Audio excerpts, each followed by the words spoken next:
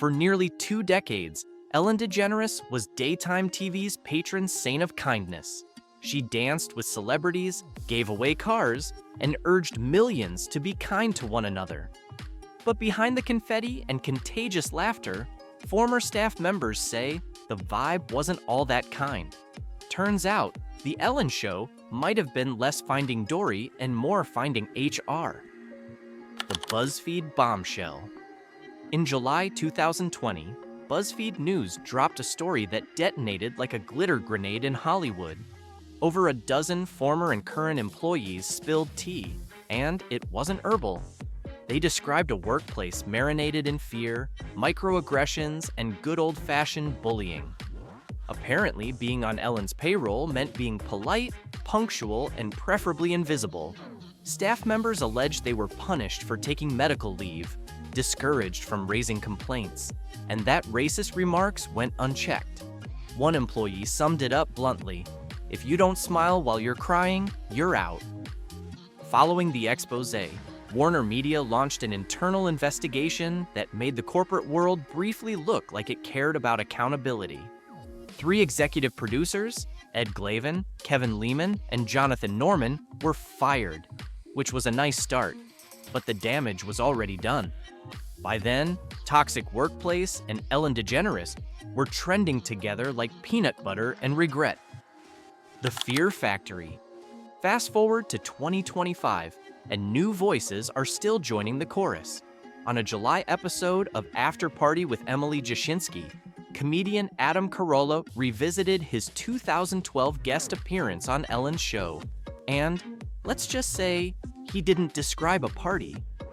Carolla said producers repeatedly warned him not to mention meat, because Ellen, a devoted vegan, apparently treated beef like Voldemort, he who must not be grilled. The vibe, he said, was tense. Staff moved carefully, like they were walking through a minefield made of soy lattes and passive aggression. Even more damning, Carolla recalled a writer who'd worked with both Ellen and Rosie O'Donnell, not exactly known for her gentle touch, saying Ellen was the worst person I've ever met. That's a bold statement coming from someone who's been in show business. According to Carolla, other talk shows had a sense of fun and camaraderie. Ellen's felt more like a polite hostage situation. Everyone smiled, but behind those smiles, the unmistakable glint of fear. Hollywood reacts.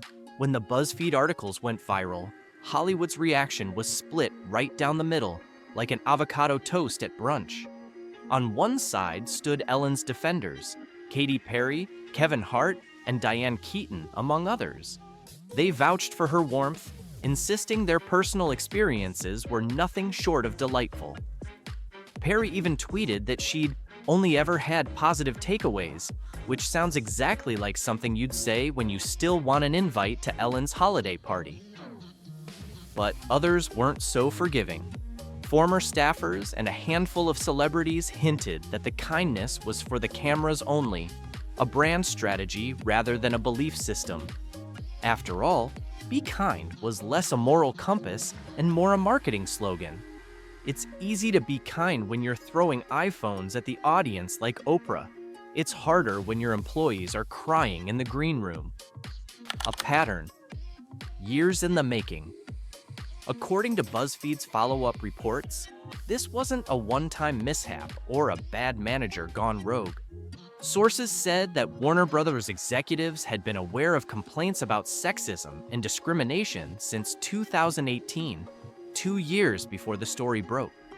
But nothing happened until public outrage made inaction more expensive than reform. One former employee described a reward and punishment system straight out of a corporate dystopia. Those who stayed quiet, the "don't rock the boat" crowd, were rewarded with gifts and praise. Those who spoke up, blacklisted faster than you can say, "dance break."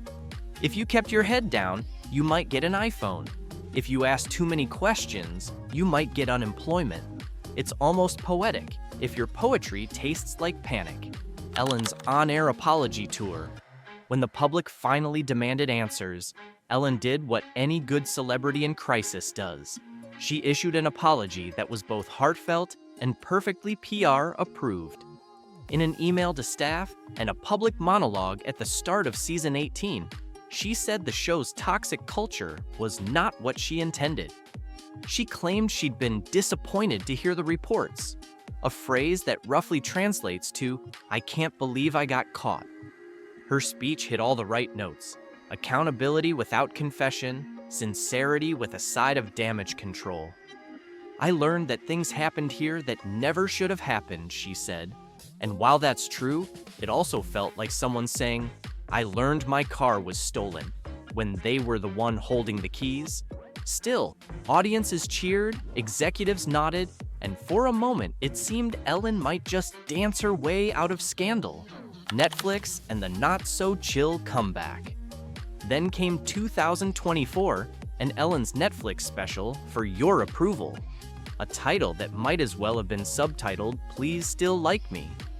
In it, she joked about being kicked out of show business for being mean, which, while self-aware, didn't exactly address the actual accusations. It was the comedy equivalent of saying, "Oops, I burned down the house, but aren't I hilarious?" Viewers were divided. Some saw it as witty self-parody, others as tone-deaf deflection. Still, Ellen's ability to turn controversy into content is impressive. If charisma were armor, she'd be bulletproof. But what she didn't do was deny the reports. Not once did she dismantle or challenge the dozens of consistent accounts that painted her empire as a place where kindness was compulsory and conditional. The two Ellens, public saint versus private boss.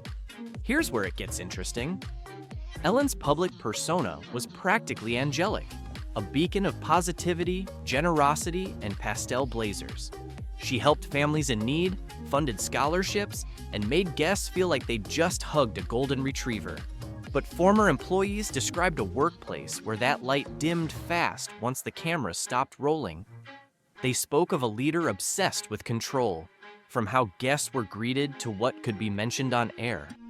Adam Carolla's no-meat warning wasn't an isolated case.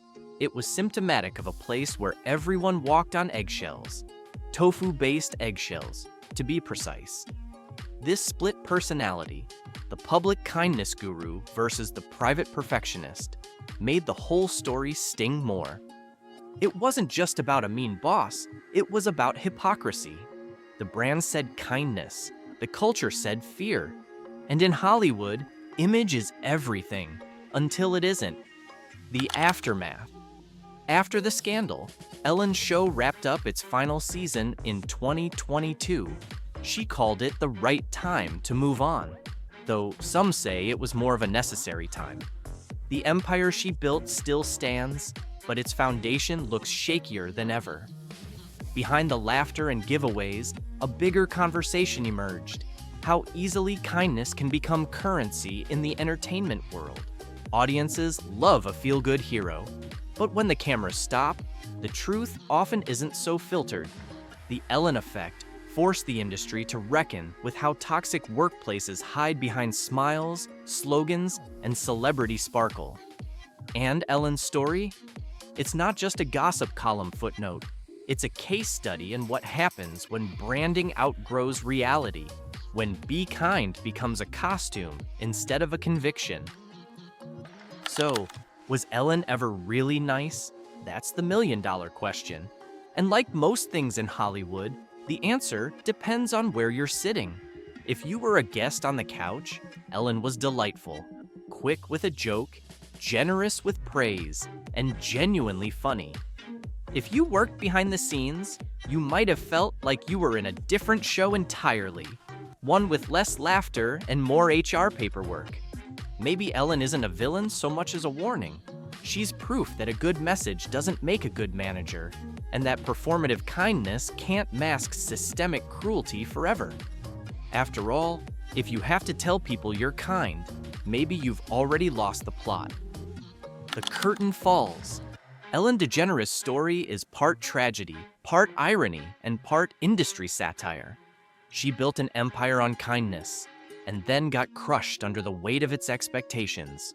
Her downfall didn't come from a lack of talent or success, but from the dissonance between who she was on camera and who she was off it. Still, in true Hollywood fashion, she'll probably be fine. Ellen is rich, influential, and, most importantly, funny enough to reinvent herself if she wants to. Whether the world is ready to forgive and forget is another story entirely. Because at the end of the day, Ellen may have preached, "Be kind to one another," but her own staff would probably settle for, "Just don't be mean." So, what do you think? If you enjoyed this deep dive into Hollywood's kindness empire, go ahead and smash that like and subscribe. Until next time, remember, be kind to one another, but don't forget to fact check.